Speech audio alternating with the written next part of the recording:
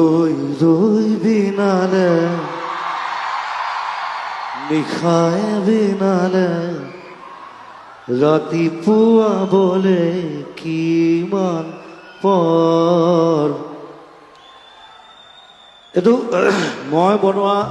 এটা one of the toughest songs মই সেইকাৰণে আজিলৈকে ষ্টেজত গোৱা নাই আৰু এইবাৰ গাব লাগিব কাৰণ গানটোৰ পৰা মই চিনেমালৈ গুচি গ'লোঁ এটা গানক চিনেমা বনোৱাটো বহুত টান কাম আৰু এটা 15 বছৰৰ প্ৰচেষ্টা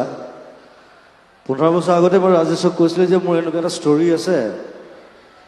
খালি মই তাত ব্লাইণ্ড এজন ব্লাইণ্ড ছিংগাৰ তাৰ ষ্ট্ৰাগল তাৰ লাইফ তাৰ গান আৰু মই ভাবোঁ যে এই গানটোত খুব মিলে সেই গোটেই কেৰেক্টাৰটোৰ লগত সেইকাৰণে গানটো ইউজ কৰিছোঁ আৰু নতুনকৈ বনাবলগীয়া হৈছে আকৌ গানটো প্ৰায় 20 বছৰ পিছত আকৌ গানটো বনাইছোঁ মই নতুনকৈ বহুত কষ্ট হ'ল গানটো বনাওঁতে প্ৰায় 2 বছৰ লাগিলে চিনেমাখন বেছি সোনকালে হৈছে চিনেমাখন 3 মাহত হৈছিল কিন্তু গানটো বনাওঁতে মোৰ আকৌ বনাওঁতে ৰিমেক কৰোঁতে মোৰ 2 বছৰ লাগিলে চ' এনিৱে